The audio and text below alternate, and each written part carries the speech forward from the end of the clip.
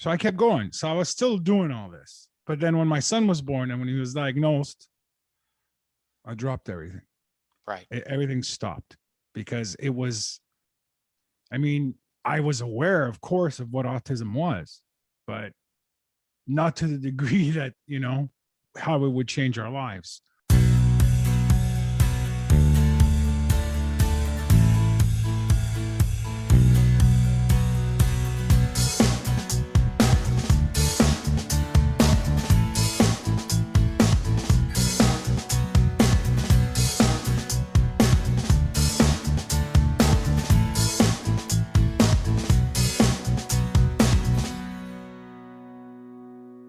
Hello, everyone, and welcome to a new episode of Set Listing Bruce, your podcast all about Bruce Springsteen, his music, and mostly his fans. I am your host, Jesse Jackson. We are jumping off the Bruce Springsteen train today, but he will come up as he normally does. A few weeks ago, I was asked to join Tevo and Enzo on their podcast. And 2 hours later, we finally said, hey, maybe we should quit talking. And I had such a good time. It was such a good conversation. And Tevo has been on the podcast, but Enzo hadn't. And I said at the very end, I said, hey, any chance you would want to join me on Set Listing Bruce? And he was kind enough or foolish enough to say yes. So Enzo, welcome to the show. Thank you so much, Jesse. And like I said, it's an honor and a pleasure. Those 2 hours went by so fast, and we were like, could have kept going. It could have. So for my audience, and maybe they haven't checked that out, tell us a little about yourself. I'm a part-time, sometime musician and podcaster right now, all thanks to my buddy Paul, Tebovision. I'm married and happily raising 2 boys. How old are the boys? My youngest is going to be 12 in 2 weeks, and my oldest is 16. Okay. And it's a handful. My oldest is autistic. Okay. So it's an extra handful. That's why whenever Paul talks about, Enzo, you have no time for anything, that's what he's alluding to. Yeah, exactly. It's beyond a full-time job. Yeah. Yeah. Well, raising teenagers is a full-time job anyway. And especially when you throw in, with him being autistic, it can be imagined that is presents its own set of challenges and gifts. Yes, right. Exactly. It is. And I want to stress that, right. I've had plenty of friends that have had autistic children, and there is a gift with all children, but with raising that you can. So good for you, sir. It took a long time to come to grips with autism. Sure. I mean, I've always loved my son, and I'm, nothing's going to change that. But it was a learning experience. Right. And he's partially responsible for me rekindling my friendship with Paul. Oh, really? Yeah. How did that happen? Because when we had our original band 25 years ago, right, the Soul Masons, which is, if we get into talking about music and stuff like that, we broke up. At that age, you're in your 20s. Yeah. Everybody's got, something going on, sure. And we separated. But the 4 of us, myself, Paul, Steve, and Jim, the other 2 members of the band, we were brothers. Sure. You cannot get close. You spend, 5-6 hours a night in a basement, 4 to 5 to 6 nights a week, just eyeball to eyeball. We were brothers. So I lost track of everybody to a certain degree. We stopped being friends. And these, like I said, they were my brothers.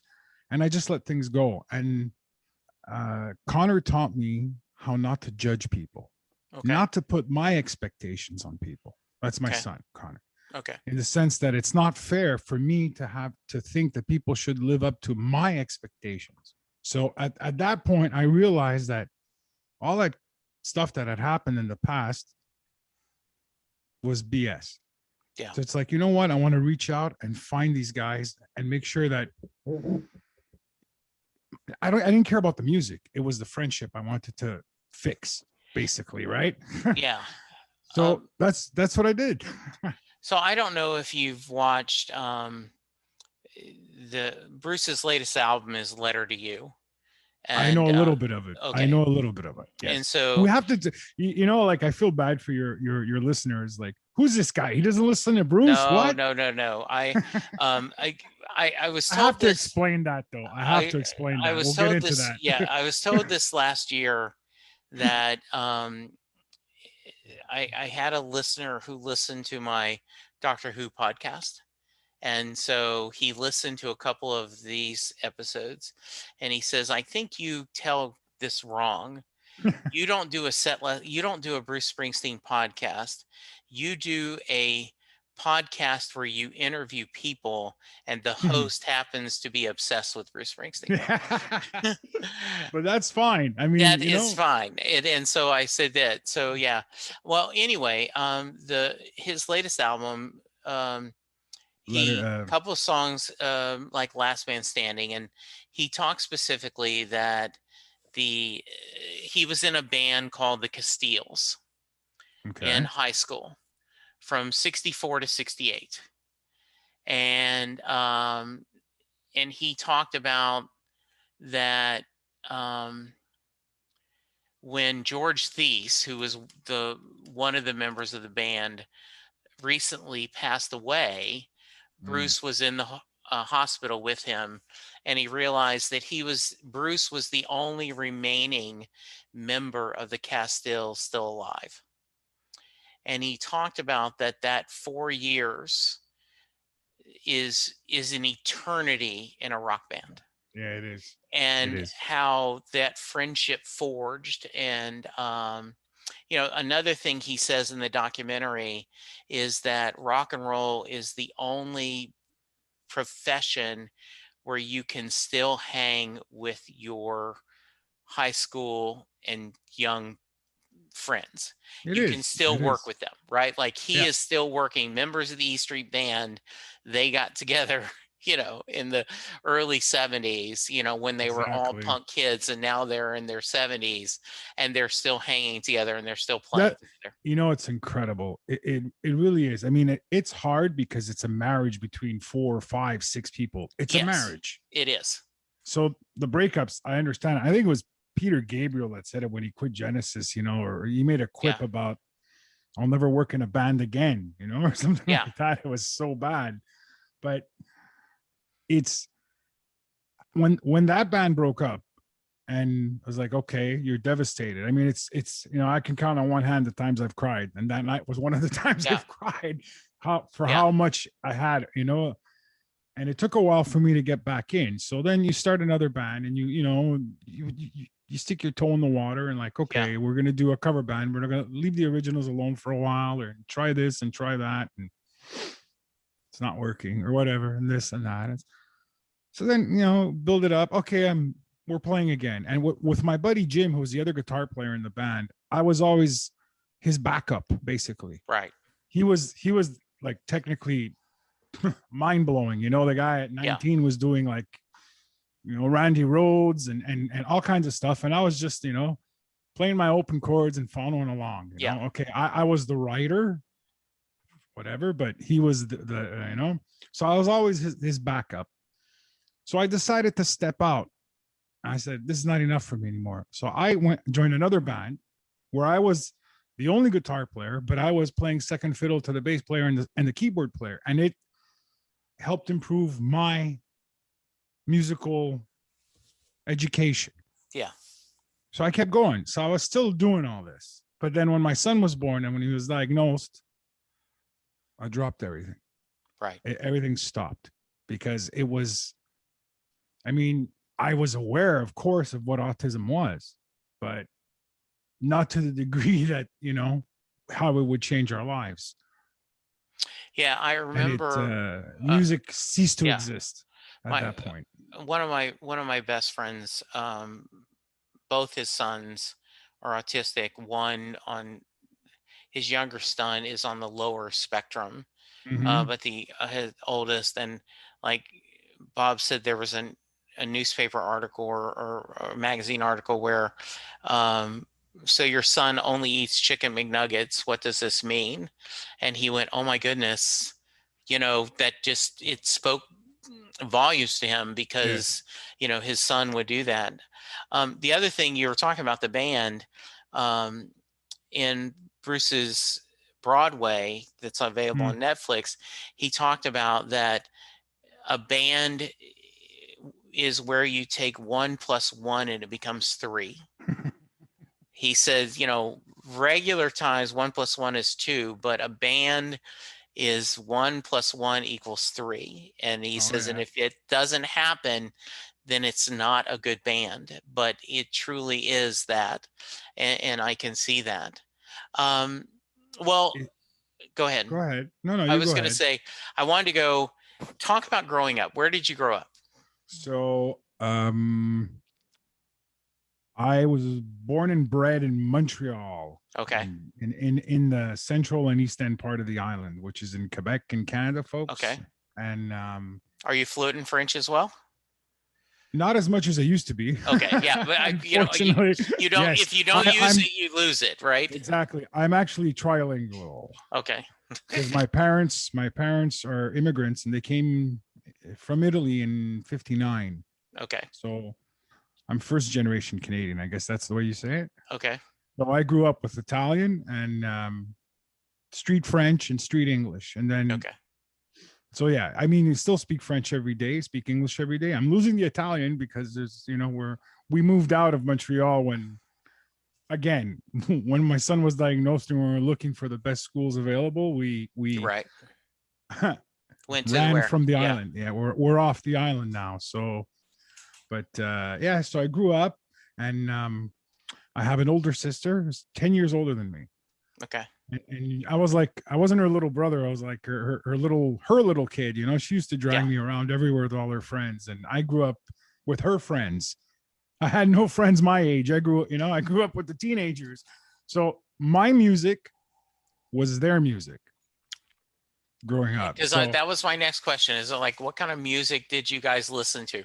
Was your family musical? And so you're all your sister, right? I see the Beatles. Yep, I see the picture behind. So I was born when they broke up. Okay. But that's still my be all end all. Everything for me begins and ends with them. There's still nothing that's come close to what they are. But my sister was totally into music. I mean, my parents, I grew up with Italian folk music, which is, guitar, mandolin, the accordion. It's a totally different world. So there was always music in the household, but it wasn't rock and roll. My sister gave me the Beatles, the Stones, the Who, Led Zeppelin, David Bowie, all that stuff. So the 60s and 70s was my, I remember the first song I ever heard on the radio, like in the early or mid 70s, and it was Chris de Burgh. That stays in my head, right? So Bruce, although I was aware of him, when you hit that age, 12, 13, 14, right, it was the metal, the hair bands and all that was coming out. So I wasn't ready for Bruce. He was too intellectual for me at that time. I was listening to all the go. But music was always around. It was intense. It was amazing. Yeah.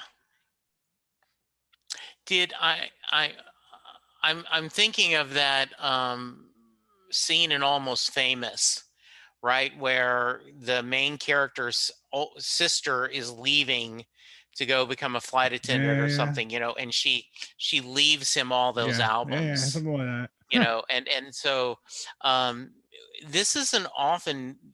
There are themes that I run into in the podcast. One of them, Enzo, is that if you grew up in the East Coast, there's a better than 50% chance you discovered Bruce at summer camp. Really? That's because cool.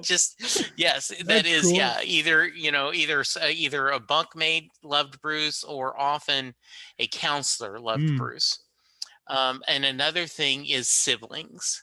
You either find your musical heroes because of an older sibling, or you rebel against that older Exactly. sibling and you find your own Yeah. Yeah. theme, or you're the oldest and you're an influencer to your younger siblings. So it is that. But Yeah. what's So cool is that, and I can say I've inherited this from my sister also. Um, she loves all kinds of music. Like I said, right. she listens to Zeppelin, Judas Priest, and she listens to ABBA and disco and Celine Dion. And she doesn't make, people categorize. She just loves Right. music. Yeah. She's 10 years older than me and she's still out there listening, like, hey, did you hear this one? I'm like, really? Yeah. Wow. Like another freaking hard rock band. Like, I'm like, okay, where'd you find this? And I love that joy. And she's kind of my muse when it comes to music. I'll write a tune and then when it's finished, I'll make her hear it first because I judge that song by her reaction in a way. Like, someone who just the joy of music. Whereas, sometimes musicians were more critical, were a little bit more hard boiled, cynical. Like, that's not good. Yeah. If it puts a smile on her face, it's a good tune, When did you first get the itch that you wanted to learn how to play an instrument? And after that, when did you want to start writing songs? I had been, I don't know, humming melodies in my head, whatever, for years, like from the time I was like 9 or 10 years old. And then I remember I used to air guitar with a tennis racket or whatever it was, Sure. like I was like 12 or 13. And I remember doing that to Sweet Madam Blue and Stairway to Heaven and all these songs. And then I was like, whatever. And I finally, you know what? I want a guitar. And I think I started late. I was probably like 15 or 16 when I got my first guitar. But the minute I brought it home and figured out how to, like, okay, it's in tune, I tried to write a song. So it was always about writing for me. When I have a good friend, and I talk about him often on the podcast, a guy named Tom Zoller, and he is an artist and a writer. And he talked about he always knew he wanted to draw. Like he knew he wanted to be a cartoonist his whole life. And then a friend of mine, Sarah Hickman, who's now retired, but when I talk to her, she says, I can't remember a time when I wasn't writing songs. From the moment I, either melodies in her mind or, nonsense, songs, just, just making up nonsense that kind of rhyme. A rhyme, exactly. I remember I was on the other side. I was probably more into writing. Yeah. Because I was a voracious reader. Like at the time, 8 years old, apparently I was reading with a high school equivalency. Okay. Sure. So I was a writer. I used to write poems, short stories. I was that. And what happened is that to write lyrics, I'm my own worst critic. Like I'll start writing a song, I'll write the lyrics out, and it'll take me 10 years to finish it because I'm not happy with the way the story goes. So I had to learn to like, okay, but yeah, I always had that. You want to be creative. I'm a frustrated singer. So okay.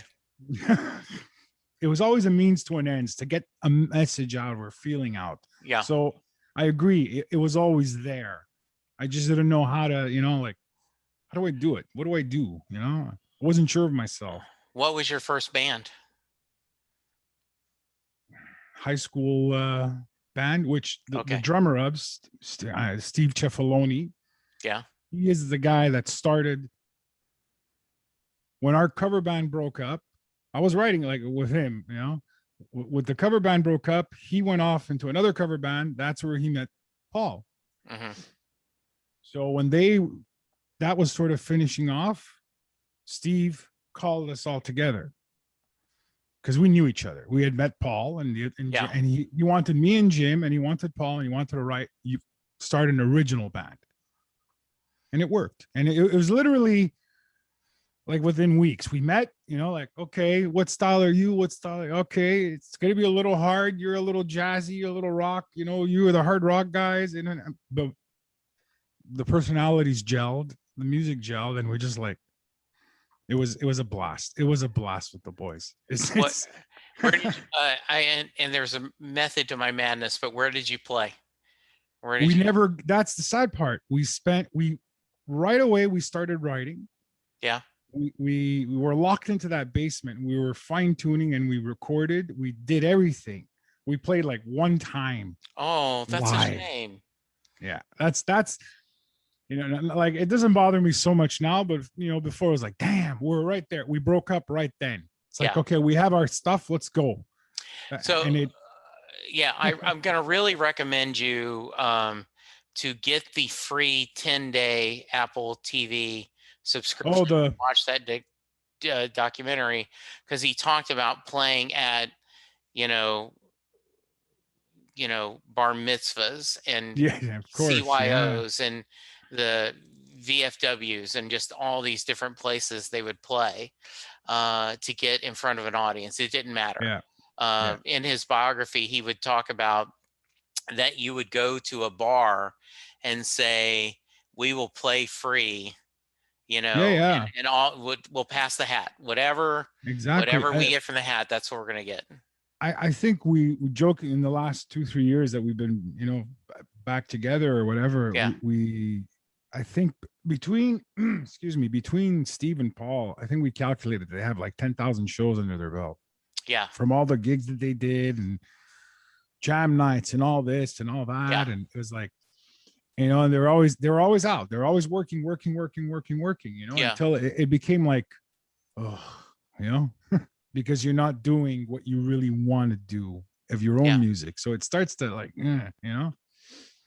Whereas me and the other guy, we're always like sitting home writing and just trying to, Yeah. At one point I realized, damn, I got like 80 songs written. What am I doing with them?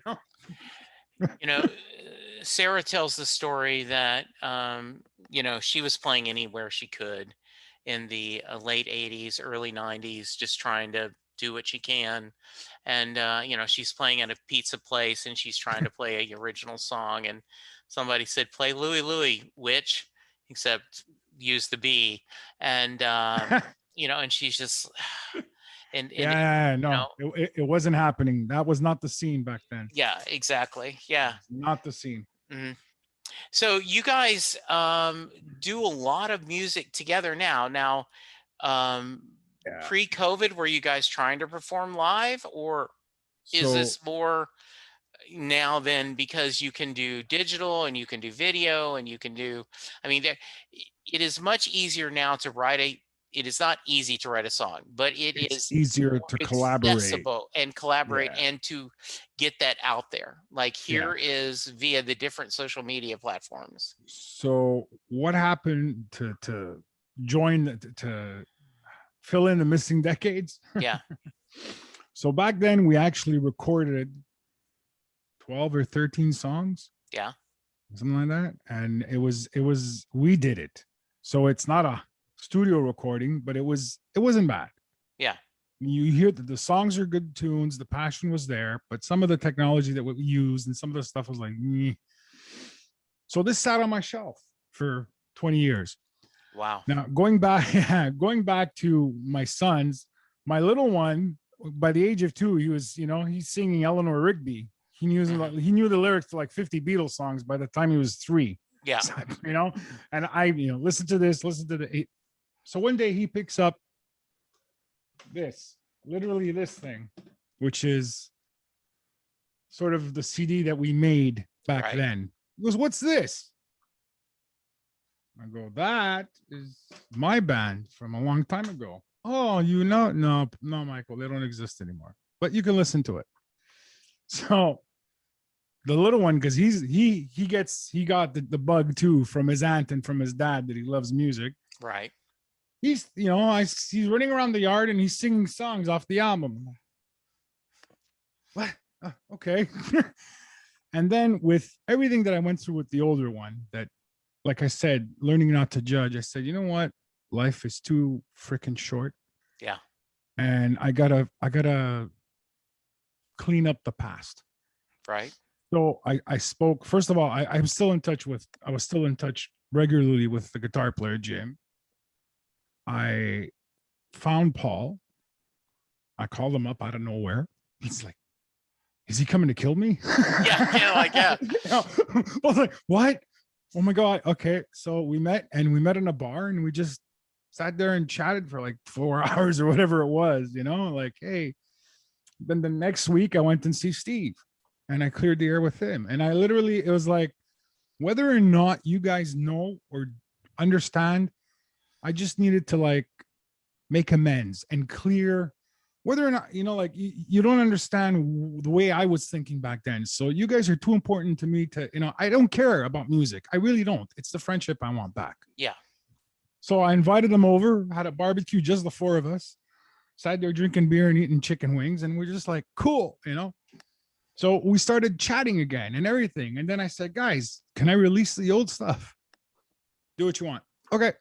So I started working on all that old stuff. And by updates, because Steve had sold his drums, Paul hadn't played or done anything in over 10 years. And Jim neither. Mm-hmm. I'd work on a song. I had it transcribed so you can work on it today digitally. So I started cleaning them up. I want to pause. Had you kept dabbling in music just for your own entertainment over that time, writing songs, playing with your, just doing stuff for your own entertainment? A little bit. I had, like I said, when Connor was diagnosed, I stopped. The guitars were put in a case and put in a room and they literally rusted to death. Okay. Literally, like, and it was unfortunate. It was the wrong thing to do. Yeah.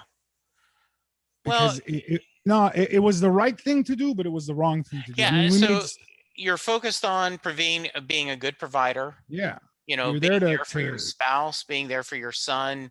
You've got a day gig, and then any extra time you're trying to make sure you're there for your son and your partner. Jesse, you're trying not to go crazy. Exactly. Those first 5 years, we moved when Connor was 6 years old. Yeah. Okay. Because he was just starting school. First 6 years of his life, he never slept more than 2 hours at a time. Wow. So he'd sleep for 2 hours, he'd be up for 3. He'd sleep for 2, he'd be up for 3. So I would get up at like 3 a.m. and take him for a ride.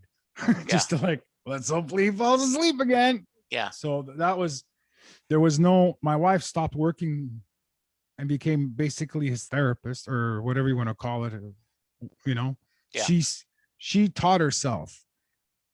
She's been to Boston. She's been to New York. She's been courses. We've dragged that kid everywhere. She sacrificed to become his primary therapist. Right. To the point where, like you said, if parents with autistic children, there's not a lot of services. And what there is, you pay for. Yes. Like very much. And that was my favorite thing that happened. We went to a speech therapist and it's $115 an hour. And the first sentence she says to us is, well, what do you think I should do? Why are we paying you? Yeah. Why exactly. are we paying you? Yes. And everybody, we're here to help you, but it's $75 for a phone consult for half. Yeah. Yeah, okay, we're going to learn how to do this on our own. Thanks. Well, and we'll trust ourselves. While there certainly was a little bit of internet, not the amount of social media that there is now, now then there is, I'm sure, online communities and much more resources where you could go, okay. Yes. It's the support. It's more of the support than anything else, because absolutely. I don't remember the exact number. There was some quote or an article that 85% of marriages in special needs don't make it. Yeah. I mean, we've come close, Yeah. I'm going to put that pillow over your head tonight. It's we joke, my wife, I have apnea, right? So my wife jokes, I'm going to plug the machine tonight. Okay. Yeah. Well, I do joke about, my wife and I have been married over 35 years. And like, I joke about that, like 37 years, and 35 of them have been happy. The other two, different times, have not been good. Cumulative. Yeah, cumulative. Yeah, there is. And yeah, I mean, my good friend whose two sons were autistic, he and his wife, it didn't last. Now, no. The beauty of this, and I tell this story, and I'm not using names, but there was a point where they separated, they got a divorce, and there was a holiday. I don't remember if it was Easter or Christmas, but there was my friend, his new girlfriend, his girlfriend's children, he and his ex-wife's children, his ex-wife and her new boyfriend, all in the same pew. And it all went. And they all went. And so when they each remarried, they were at the other person's wedding. That's awesome. Because they said, cool. and they said, this is the way it should be. We have two boys that we're raising together. They said, we went through raising two special needs children, the financial, the challenges of that, just I still love you, but I'm not in love with you anymore. No, and we need to do this. You have nothing left to give. Right. That's what happens. Yeah. I went through burnout. Let's see what we're in. What is it? 20 years of COVID now? Wait, what year was this? Yeah, it's hilarious. Through all this stuff, you just don't remember. I don't place dates anymore. Right. But I would say about 4 years ago. Yeah. I've always been the optimist and the go, and just as bad as it is, tomorrow will be better and whatever. Yeah. And I burnt out. I hit depression. Yeah. I didn't realize it. Right. But I was like, I'd go to work and I'm looking for a fight. Yeah. I'm looking to take it out on somebody. And it clicked on me that, and at that point, Connor was also having seizures. So it's like he goes to a special needs school where it's, they take care of him. But when he has a seizure, it's go get him. So it's like, I go to work, I get there, I'd be there 30 minutes. He had a seizure, go get him. Okay. Yeah. Take off. So all this was just building up. And I realized that I grabbed my boss and he's pretty understanding. I was like, I need a break. I need to get the hell out of here. I'm going to kill somebody. I'm looking to, somebody's going to say something to me. They're going to set me off, and I'm going to do more harm for your company by being here than by not being here. So I took my time off. I went and see the shrink, went and see the psycho, whatever. And then I realized, is that what it is to be depressed? Sitting on the couch, staring at the ceiling for 6 hours. That's depression. Okay. Yeah. I get it now. Bruce has the song Factory, and the very last verse is, end of the day, factory whistle cries, men walk through the gates with death in their eyes. And you just better believe, boy, someone's going to get hurt tonight. It's the working, just the working life. Yeah. It nails it, doesn't it? Yeah. Bruce, oh my God. It was at the wrong time. I was searching for, but Bruce, along with, I don't know, I probably have 5 or 10, I don't want to say bucket list, but there's like these artists that I regret so much. That Bruce is one of those guys that you have to start at the beginning. I think you have to go to that first album and work your way back. Like there's a bunch of guys, like there's bands that I regret that I didn't get into then. Bruce is one, Supertramp is another, Peter Gabriel, Dylan to a certain extent. They're all stuff that I'm aware of, but it's like, oh God, I want, you want more. Yeah. And you have to get back into it. And like he is a poet. He is a true poet, and he's he nails it. He gets it. He gets it. There's that little bit of Dylan, there's that little bit of Neil Young in him. There's well, he's amazing. Yeah, absolutely. So to finish off, I got through my depression and I go, okay, let's try going back to work. And the anxiety was that I'm leaving the home early because I'm now I'm an hour away from work where we lived, where we moved to. So, the days are long and she's alone with him, and she's got 2 kids, and it's the anxiety of what was happening here and then not being able to do my job correctly where I was eating me alive. Sure. So then, I hate to say it, luckily COVID hit. Yeah. And that's when I made the decision. You know what? No, I gotta stay with her. I will figure out something, but it's gonna kill her. It's gonna kill me. I'll kill her. Something's gonna happen. And I saw it while I was home. It was easier. And he's a strong kid. Dad's like 6'4" and 260 pounds. So, a 16-year-old kid there, he's getting, if he wants to push you away, he pushes you away. Yeah. Right. So with me around, he's much more calm. And he's changed. I mean, we went through a rough spot 3-4 years ago where he was aggressive. Yeah. He was, and it was, I had to stop. One of the things that's famous around here is that I do summer barbecue where we have everybody over, like 20 people, and I'll do brisket. I'll do Texas style brisket, and I'll smoke it. And I do the whole thing. And we stopped doing it because some of my other friends with the younger kids, I didn't want them. Right. Not because he was mean, but he's gonna, he doesn't know his strength. So I stopped all that, and we're starting to reintegrate it now because he's so much more calm. That's good. And his behavior is so much better, So it's like, he's always laughing. I mean, he has his good days and bad days, like all of us. And I also think there has to be the added pressure of making sure your younger son gets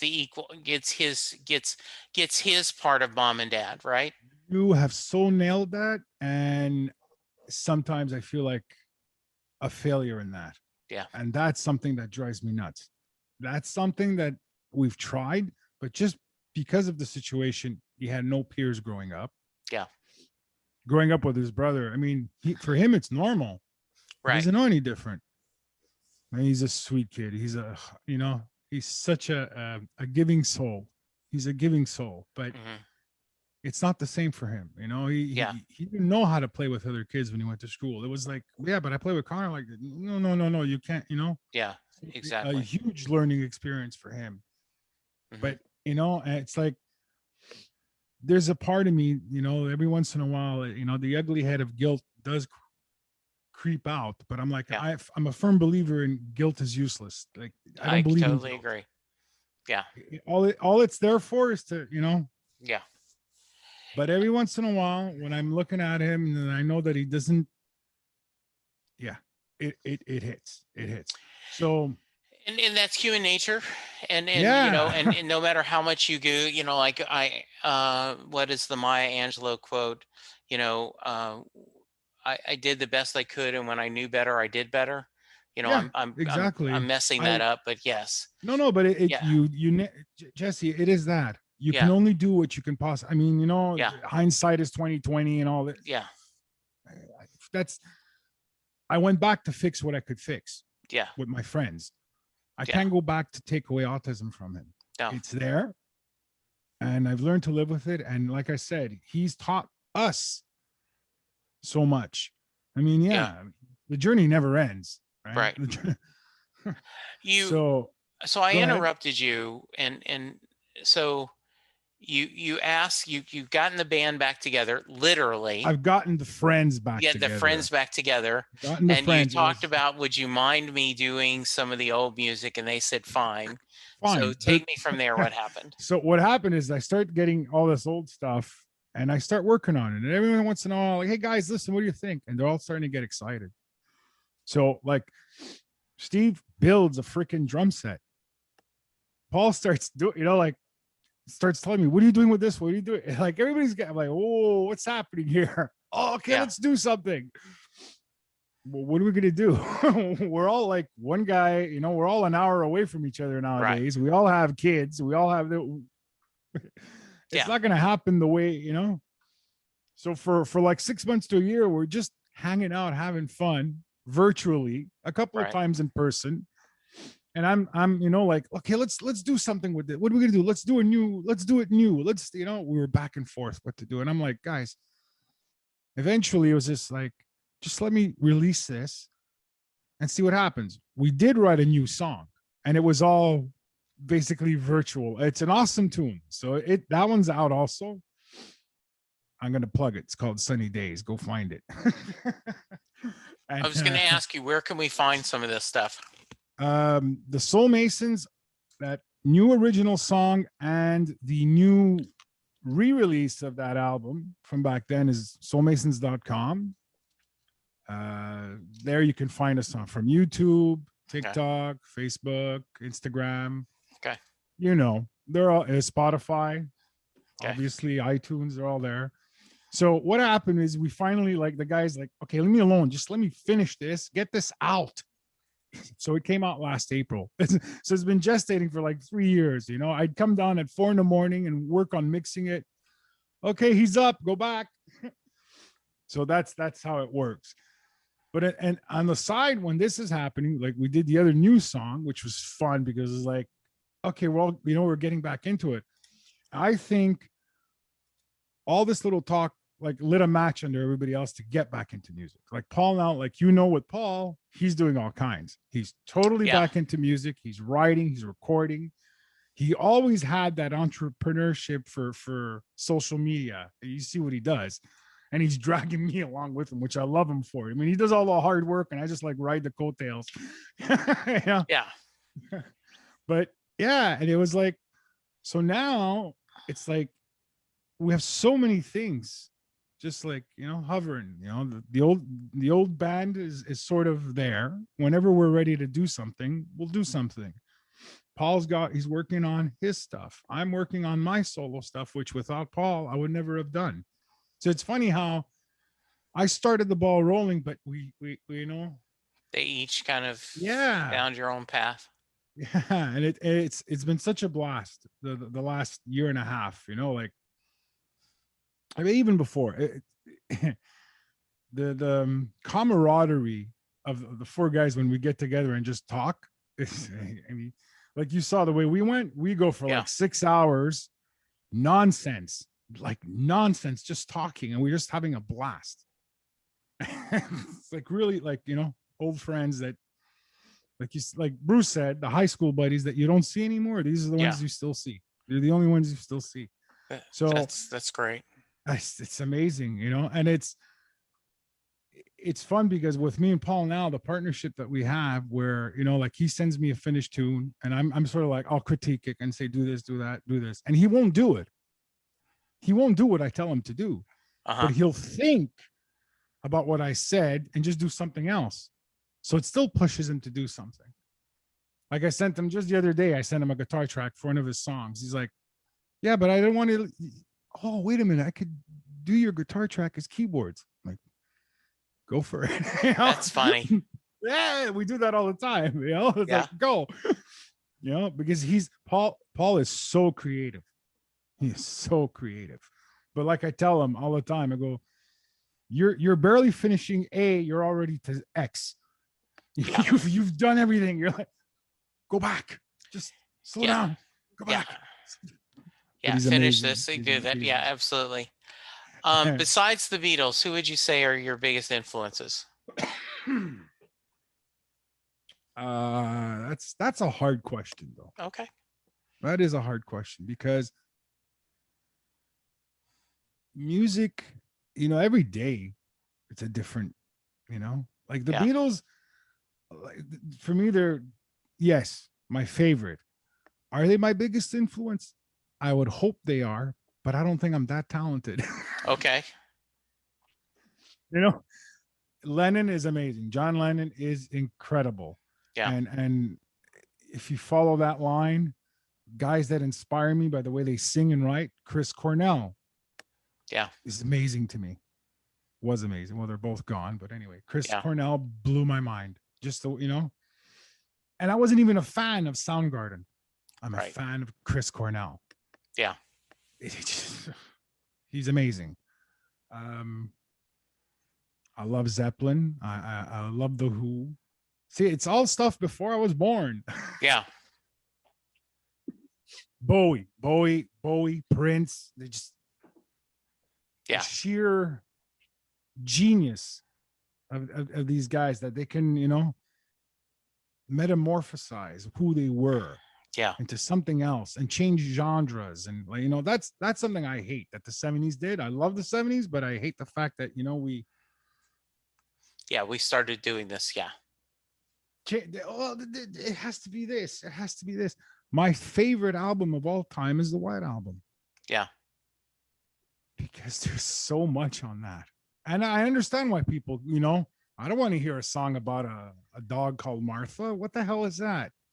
But then you have, everybody's got something to hide except for me and my monkey. So it's like, I love that. And I know that today that's not the way it is. And it hasn't been like that for a long time. It's hard for people to digest and get out of the comfort zone and say, oh, like, wow. You know how it is. People don't want to be disturbed, Right. When Bruce sings a lyric that, makes you think, a lot of people don't want to think. Remember Dylan, same thing, people, no, what are you doing? But I like that. I think music is supposed to be there. I love the Sex Pistols. They're horrible. I love them. But that's the joy of music. So I'll listen to anything. I love classical music, man. The thing I constantly say is if it makes you tap your foot or think, it's a good song.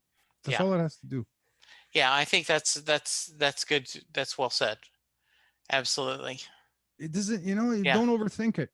Don't overthink it. I mean, it's a good tune. It's a good tune. Like, you were talking about your friend that does, what was it? A song for every decade of your life? Yeah. When you had talked about that, and I'm like,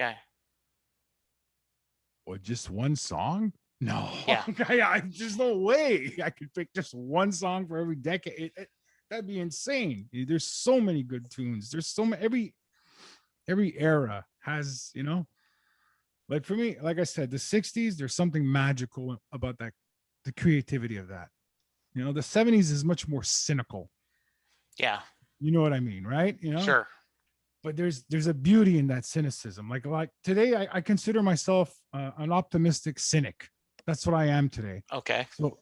So that stuff, like, I love that kind of. But it's definitely always going to be the Beatles. Led Zeppelin is a huge influence too. Very big.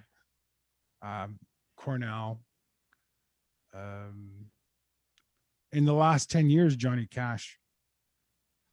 Yeah.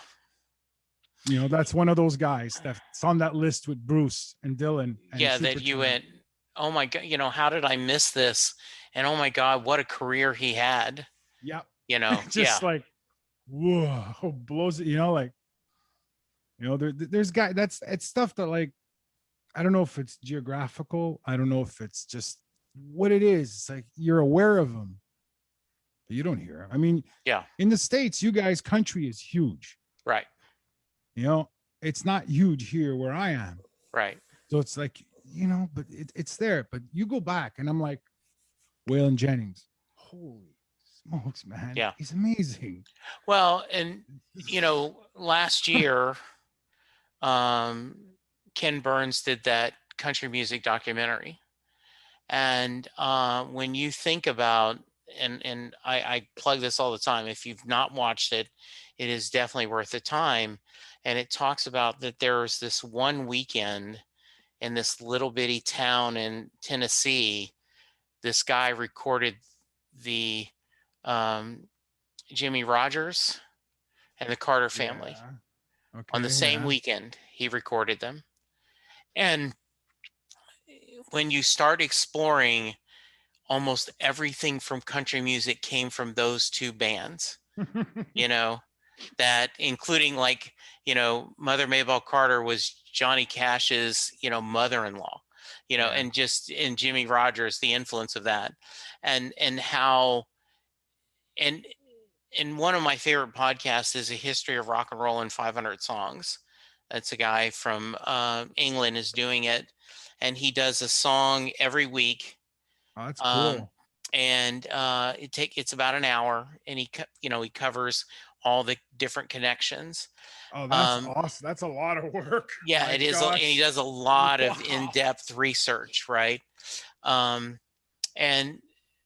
but it is amazing. Rock and roll is made up of so many different people in this country.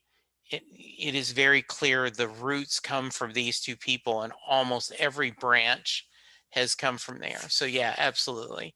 Yeah, There's like folk.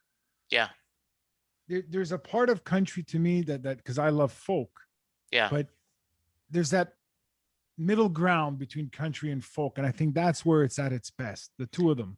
yeah, You know what I exactly. mean? I do. There's that, yeah. And see, I have the same feeling about you, about Dylan. I know the hits, right? And it's one of those things where I know that I should go back to the beginning and follow his path. Yeah. And all the different journeys of him. Because sorry, him it's even more daunting. What do you have? What does he have? Like 50 albums at this point? Yeah. Like Bruce is in the 20s now. Yeah. Bruce is doable. Yeah, but Dylan, like, how do you go through, his go from folk to electric? Yeah, there's that religious phase, exactly. all these different things. Yeah, it's just crazy. Yeah. Like even Bowie is like my sister's my sister actually had all his albums on vinyl. Yeah. So that's like 40 records or 50 records. And I'm like, I can't. I appreciate the genius of the man, but I just, wow, exactly. But I feel like I'm doing myself a disservice if I don't make the effort. Like just the other day, just on regular, radio, local radio, they played what's the song? Logical song from Supertramp. And I'm like, why don't I have one of their CDs? What is wrong with me? Exactly. Yes. Oh. Yeah. Like, and I'm literally like, Michael's like, well, what's wrong? What's wrong? This is a good band. You should listen to this band. I fed him Maiden. I fed him Deep Purple. I fed him Black Sabbath. I haven't fed him Supertramp. Like, yeah. Now, does he bring bands to you? Not yet. He's only 11. Okay. So they're at that now. A couple of years from now, he will, right? I don't know. I hope so, Jesse. But they're, YouTube gamers now. That's what. Oh, that yeah, that's true. Is. Well, my son is 31, and his music is WWE. Entrance songs. Like if you name his favorite songs, like Stone Cold coming in. Jesse, today the little he was going around humming Macho Man's entrance theme. Yeah. Remember Randy Macho Man? The whatever that it's a Mozart or Bach or whatever the hell it is. I don't remember. He was running around doing that. I'm like, what are you doing? But that's cool. Because at least it's something. Yes. It's something. It's hopefully a stepping stone, Now, what's funny is over this past weekend was Father's Day, and he came over and spent the weekend with us. He lives in Dallas, but he's got his own place, and so like for Mother's Day or Father's Day or holidays, he'll just come and spend the weekend. And so he and Linda had never watched Netflix Bruce Springsteen on Broadway, right? Yeah. So we watched it, and there's a song that my listeners will know very well. It's called "The Wish," and it's a song Bruce wrote about for his mother. Okay. And Bruce, Chris had never heard it, and and there is a he talks about that his mother now has Alzheimer's. Mm-hmm. And he talks about how much she loved dancing, and he says even to this day, when his mom comes and visits, they make sure there's music out there. And there's the lyrics. he said, he says, it's a funny old world, Mom, where a little boy's wishes come true. Well, I've got a few left in my pocket and a special one just for you. That's It ain't awesome. no phone call on Sunday, flowers or a Mother's Day card. It ain't no house on a hill with a garden and a nice little yard.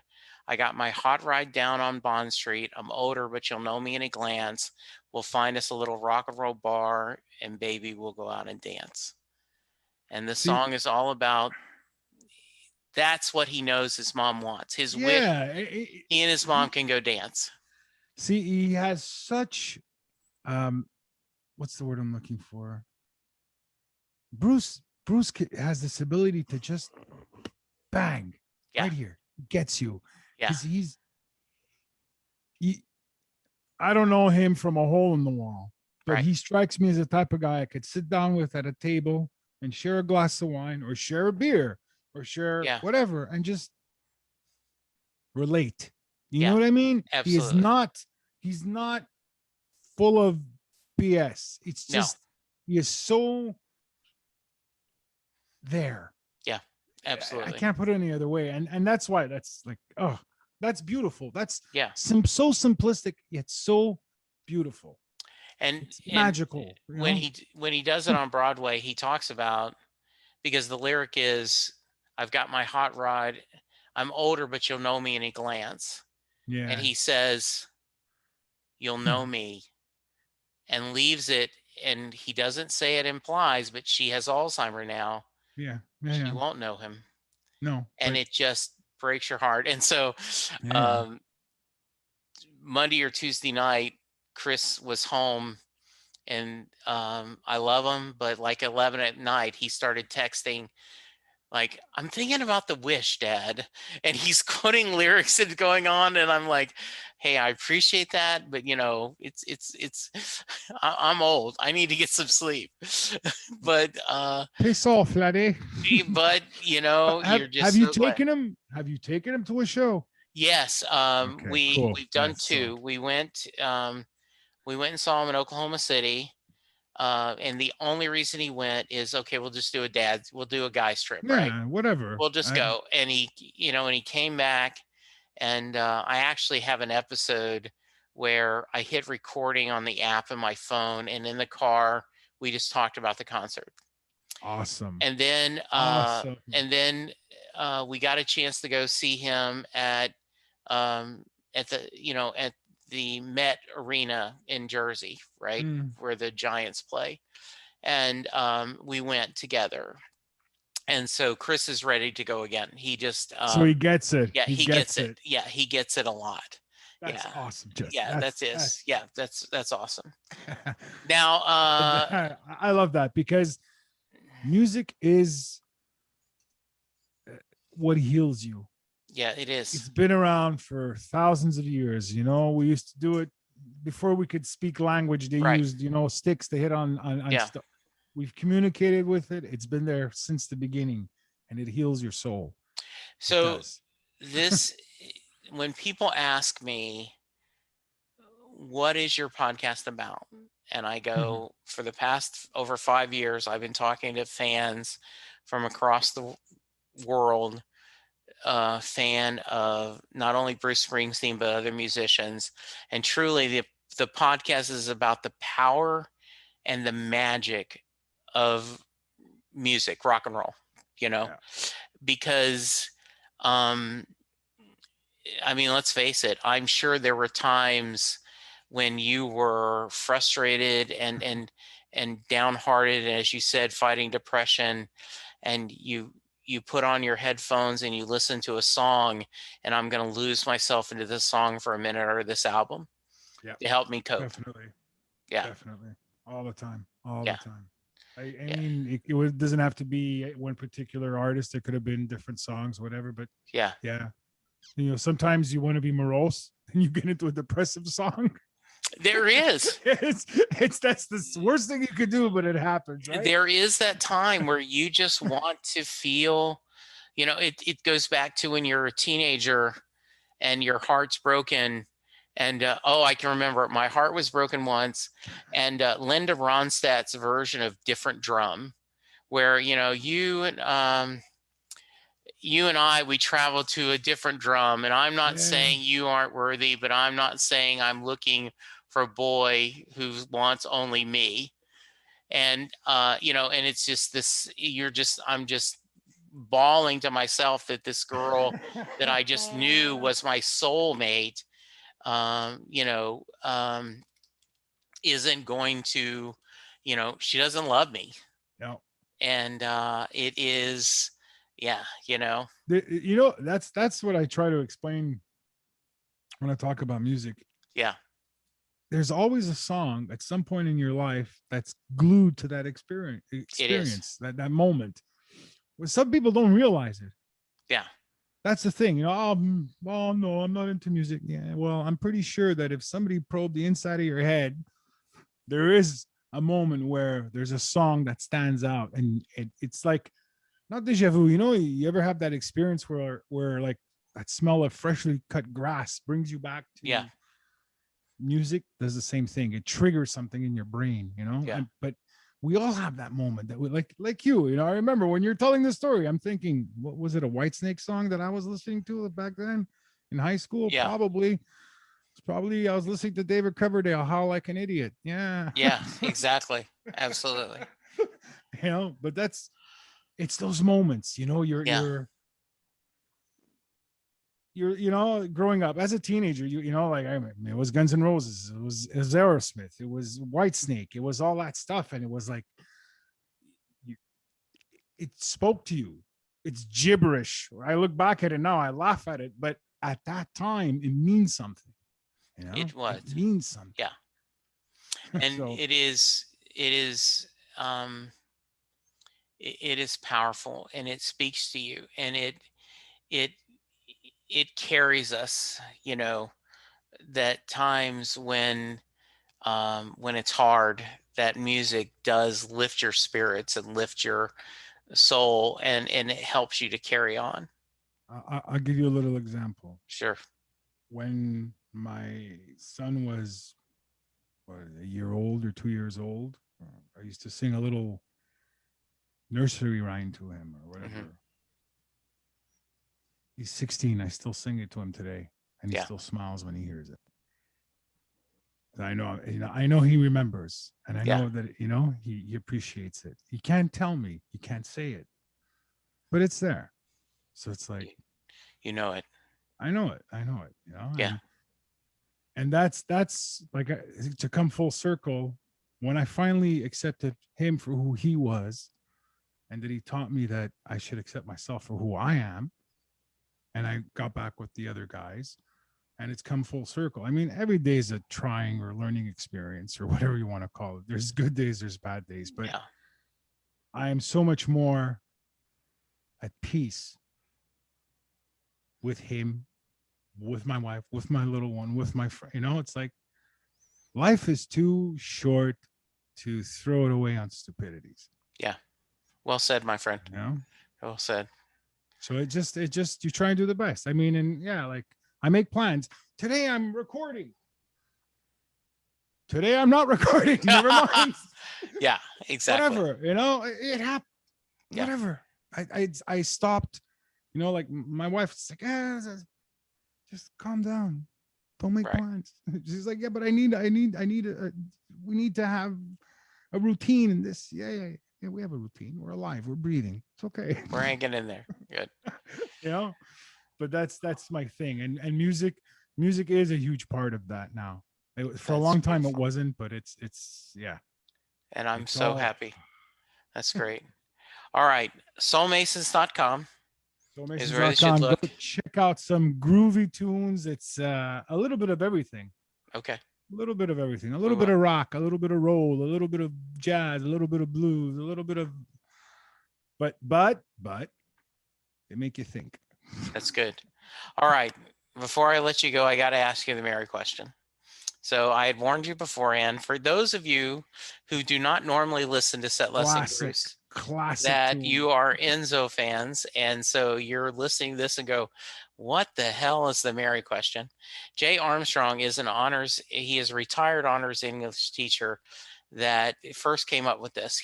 Every year, his seniors would take apart Bruce Springsteen's song, The Thunder Road, and treat it as a poem. They would read the lyrics. They would compare this to other poems, including like Robert Frost.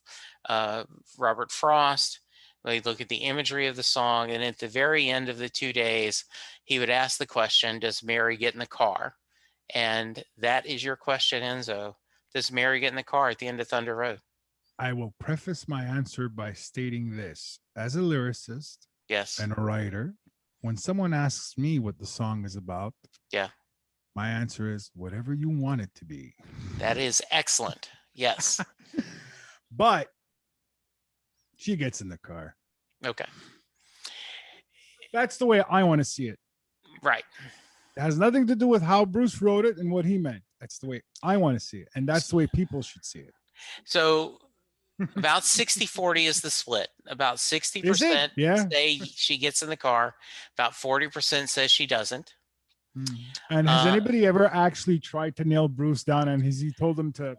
Well, so and my thought is, someone had told me if you ever had Bruce as a guest, you'd have to quit asking the question.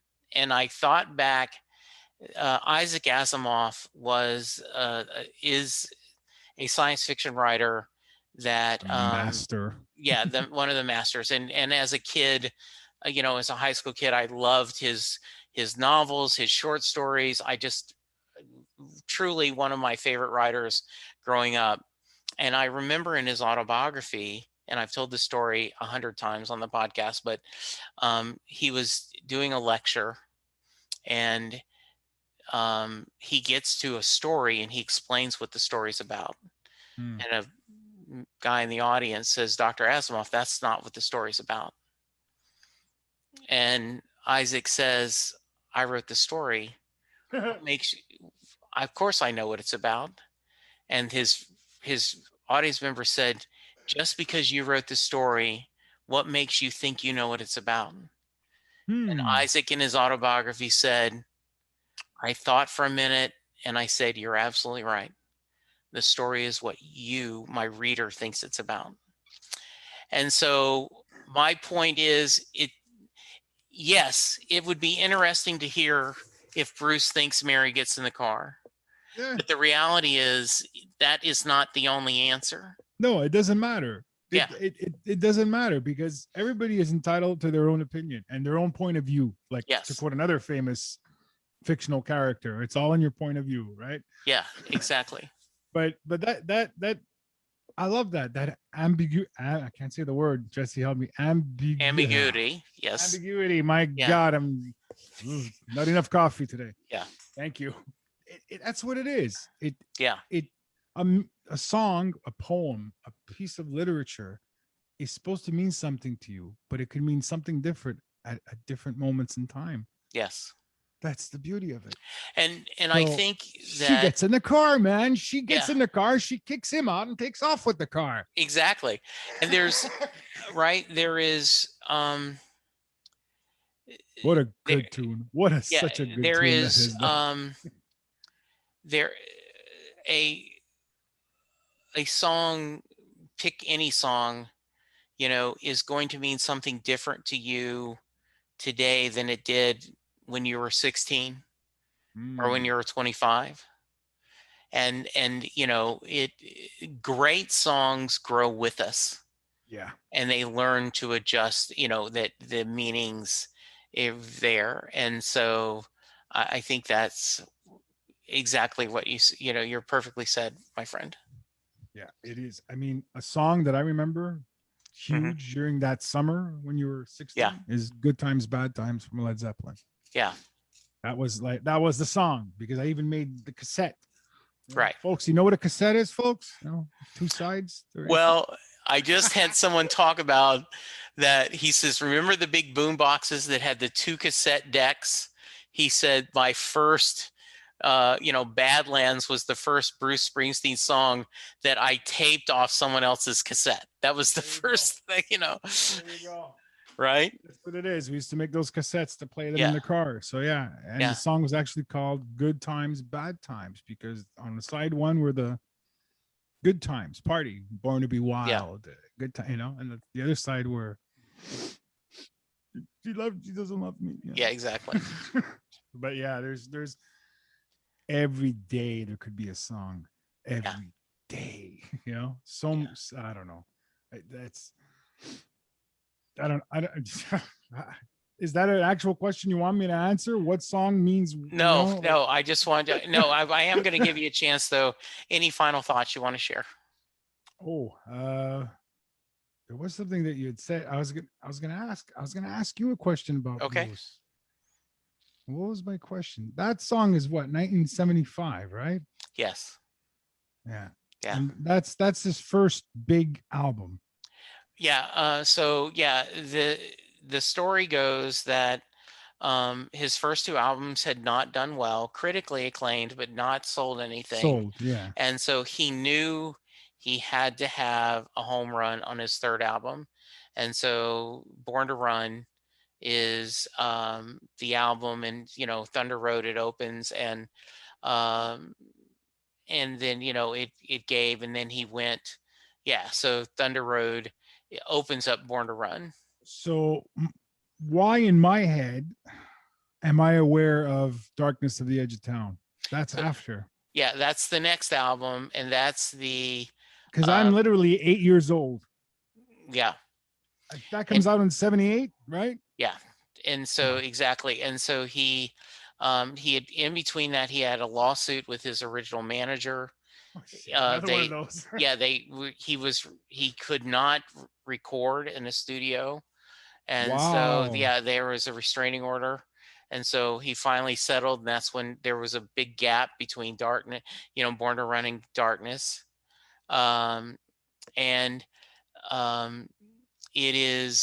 It's very interesting because in his biography, he tells his story, and he says, and Mike Appel, who was his manager, he says, has a totally different side. And he gives the name of Mike's book and says, I recommend you reading his book to hear his side of it. He said, because, Mike believed in me when no one else would, and, and got me started. So yeah, it's crazy. He's incredible. He really is incredible. Yeah, he is. But yeah, for some reason, I remember that title. Yeah. And I'm 8 years old. So I don't know. I probably know the songs on it, of course. If I hear them, I'll know them. Right.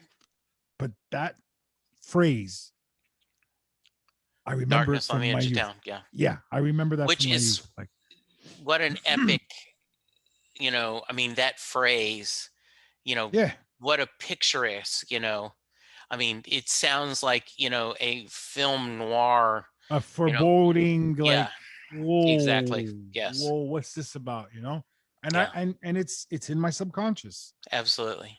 It's totally in my subconscious. Born to Run is because I know it. I mean, it's so famous. It's epic. Yeah. And as we talked about my buddy Sam, he will every once in a while say, I just wish he wouldn't do Born to Run and he'd do a different song. And I'm like, Sam, he has to. It's someone's first Bruce show. Yeah. Every concert, every show is someone's first Bruce show. And how disappointed are you going to be if you go see Bruce and you don't hear the Born to Run? There's have you ever read the Doors biography? No. Okay, so Jim Morrison did not want to play Light My Fire anymore. He hated the song. Yeah. He loved the song, but he was so fed up. But sure, how could you not play Light My Fire? Exactly. They had to. Yeah, exactly. Yeah. Carl Wilson talked about, from the Beach Boys, who is the guitarist and Brian Wilson's youngest brother, talked about he had reached the point where he was tired of doing like Help Me Rhonda and a couple of their songs. And he was tired, and he realized, and then the best story about that is, I remember this, Linda Ronstadt was on Johnny Carson. And for you old people, young people who don't know, Johnny Carson was the late night talk show host, right? The greatest. Yeah. Always. No one better. And so Linda Ronstadt was talking about that every once in a while, she gets tired of doing Blue Bayou or doesn't want to do these songs. And she says, and she got tickets to see Frank Sinatra. And she had all the songs she wanted to hear. And she hit herself like, oh my goodness, my audience is me. When they go to hear me, they want to hear these the same way I want to hear Exactly. New York, and all this stuff. So it's not about you. Yeah. You're a vassal, or whatever the word is to those people. Absolutely. You're there to like take them away and lift them up. It's Absolutely. not that means there's self-gratification in performing, but right. I understand because you get fed up of playing stuff, but right. Hey, exactly. Enzo, this was a blast. I hope you had fun. Oh, it was amazing, and we barely touched on Isaac Asimov. Seriously, I know we could do a whole series on Isaac Asimov and the other people that you grew up reading. That I'm sure that you and I had a lot in common. Who's your bucket list for authors that you never got into as much as you should have? That's a great question. I have one.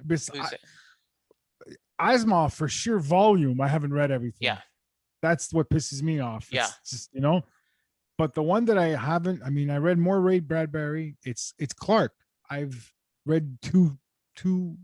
I've read a little bit of Clark. It's harder to get into. For me.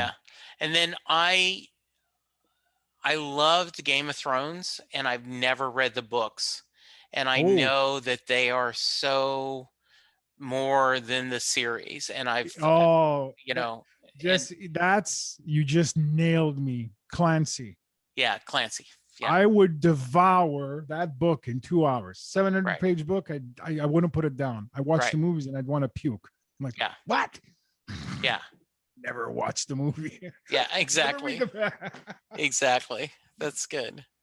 Yeah, that Clancy was one for that style. Clancy, he's amazing. It is. But yeah, Isaac, man. Yeah, great. All right. We have to call it a night, eh? Yes, we are. Soulmasons.com. Yeah, you can find that if you're looking for my collaboration right now. It's Tebovision. So Tebovision, you already know, he's got the YouTube channel. He's got everything going. And you guys are doing a podcast about once a week? Yeah. It's every Wednesday night. Yeah, it's every Wednesday night. It comes out. Yes. And just follow good old Tebovision. There's more stuff coming out from both our sides. So you can always find us there. Good. Jesse. My brother, thank you. This was so much fun. I appreciate it. You're coming back to ours. Oh, anytime. A little bit of time, you're coming back. Anytime. I'd love that. And thank you for sharing so much of your personal journey with us. I think that's what people want to know. People want to hear people's real stories, and I appreciate you sharing. Thank you. All right, listeners, you please go get vaccinated. Let's get back to normal. Remember to take care of yourselves. If you aren't vaccinated yet, wear a mask, social distance, wash your hands, and let's all be good to each other, because that's the only way we're going to get through this. And for now, take care. We love you, and we'll talk to you soon. Thank you to my Patreons: Andrew Goddard, Betsy Hodges, Levi Petri, Elizabeth Bronson, Stephen Malio, Holly Mack, Steve Rogers, Dale Hosick, Terry Smith, Anna Lynn, Chris Bloom, and Mary Thomas. You all are my monthly angels. Thank you so much for the love and support you give on this podcast. You are greatly appreciated.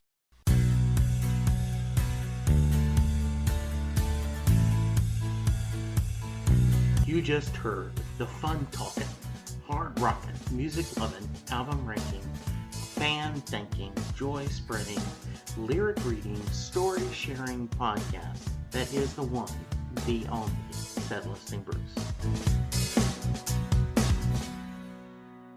Set Listing Bruce is part of the Southgate Media podcast group. The theme for Set Listing Bruce was written by David Rosen, used by permission.